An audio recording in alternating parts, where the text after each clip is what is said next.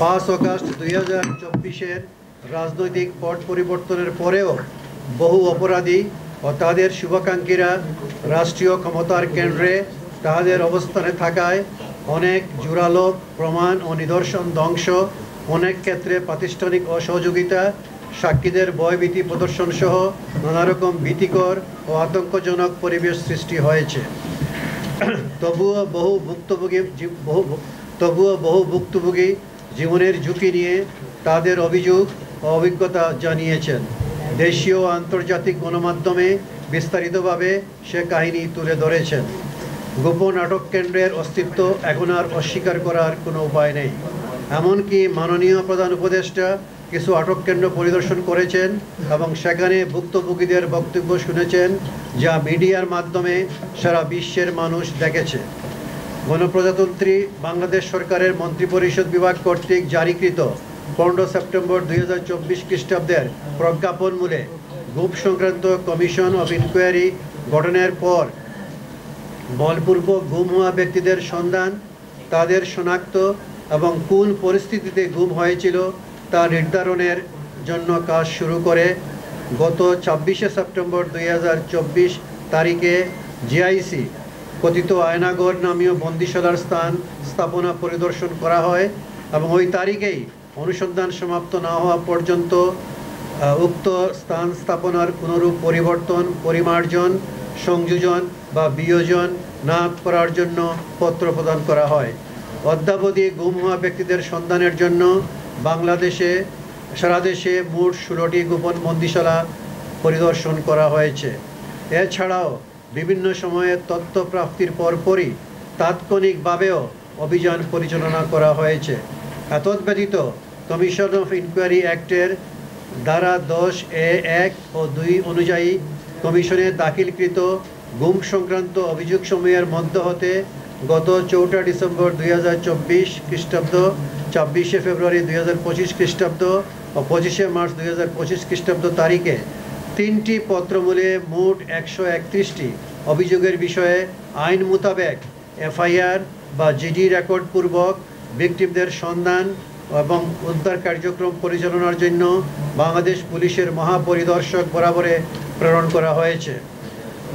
অত্র কমিশনে দাখিলকৃত অভিযোগসমূহ বিশ্লেষণে দেখা যায় যে গুমের শিকার ভিকটিমের সম্ভাব্য 4 পরিণতি হয়।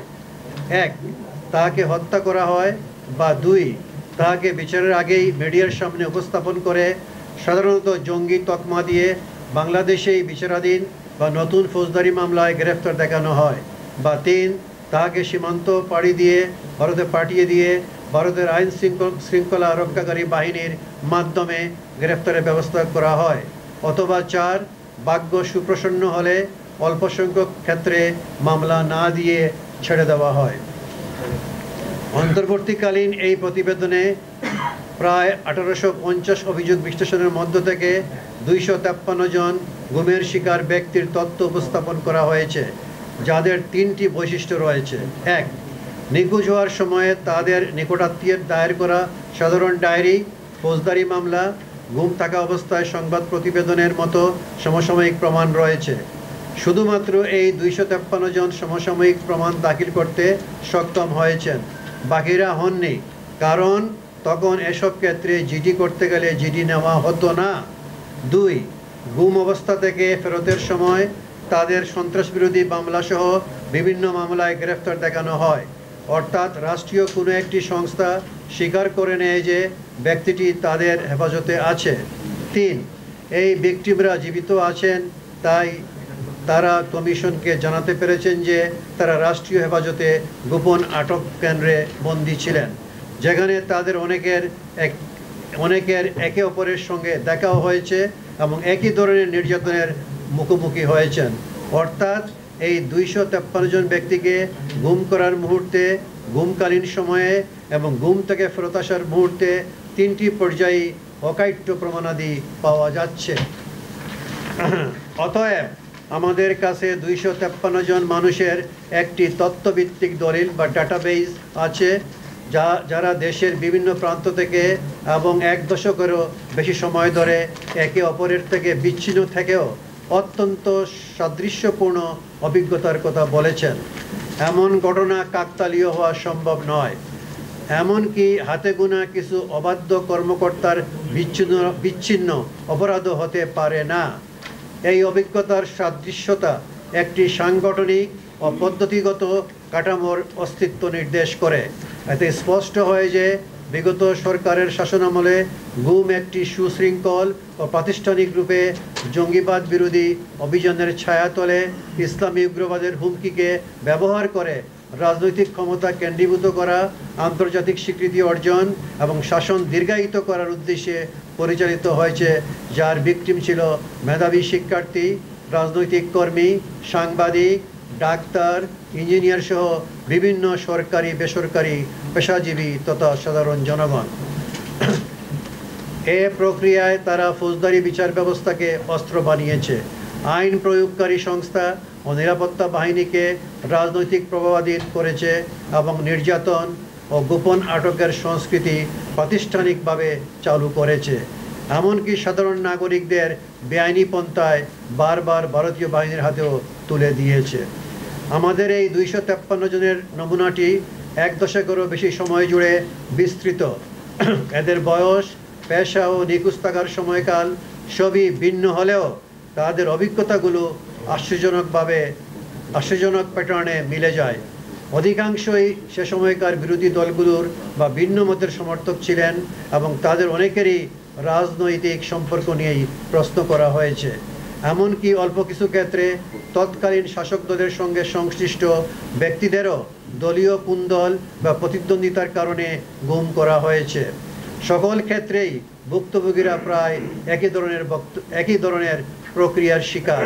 পদ্ধতিগত নির্যাতন, সন্ত্রাসী হিসাবে প্রচার, একই ধরনের আইন অনুযায়ী অভিযোগ দায়ের এবং একই ধরনের ভাষায় বর্ণনা। বিভিন্ন পটভূমি থেকে আসা ব্যক্তিদের অভিজ্ঞতার এই সামঞ্জস্য রাজনৈতিক উদ্দেশ্যকে স্পষ্ট করে। ব্যাপারটা মোটেও এমন নয় যে একটি জঙ্গিবাদ দমন অভিযান 2-1 অসাবধানী কর্মকর্তা কর্মচারী কর্তৃক কিছু মানবাধিকার লঙ্ঘন এর ঘটনা ঘটে গেছে, বরং এটি ছিল একটি রাজনৈতিক উদ্দেশ্য প্রণোদিত দমন যন্ত্র যা জঙ্গিবাদ বিরোধী প্রচারণাকে ডাল হিসাবে ব্যবহার করেছে। এছাড়া আমাদের প্রতিবেদনে সন্ত্রাস বিরোধী ট্রাইব্যুনালের তথ্য প্রমাণ বিশ্লেষণ করে আমরা দেখিয়েছি যে মামলার সংখ্যা হ্রাস বৃদ্ধির ক্ষেত্রে নিরপেক্ষতা নয়, বরং রাজনৈতিক ও পারফরম্যান্স ইন্ডিকেটর ভিত্তিক বিবেচনা কাজ করেছে।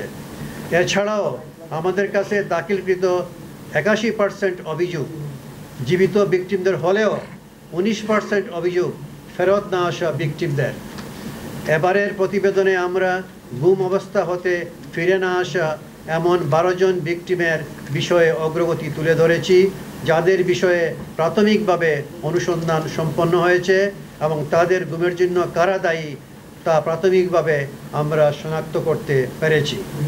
চলমান অনুসন্ধানের স্বার্থে এই মুহূর্তে এর চেয়ে বেশি প্রকাশ করা সম্ভব হচ্ছে না।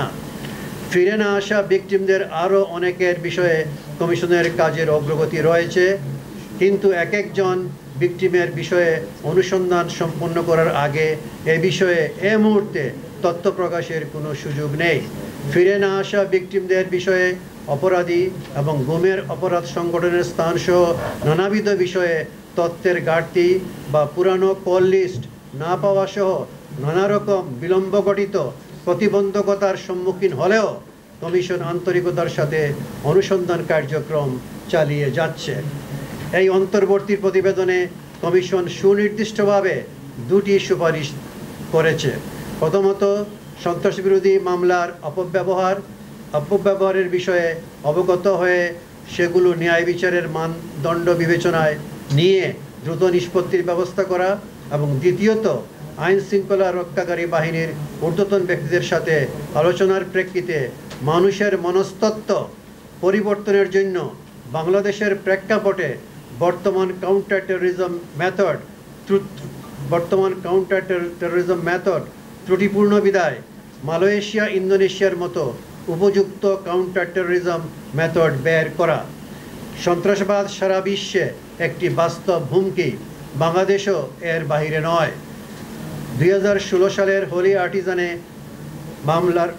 হরি আর্টিজানে হামলার মতো ঘটনা এর প্রমাণ। তবে এই হুমকি মোকাবেলায় রাষ্ট্রের সততা, মানবাধিকার প্রতিশ্রুতি এবং আইনসম্মত প্রক্রিয়ায় অটল থাকা জরুরি। সরকার সন্ত্রাসবিরোধী প্রচারণাকে যখন রাজনৈতিক বিরোধীদের দমনের ডাল হিসাবে ব্যবহার করে, তখন তা আইনের শাসন, প্রতিষ্ঠান ও জনগণের বিশ্বাসকে ধ্বংস করে দেয়।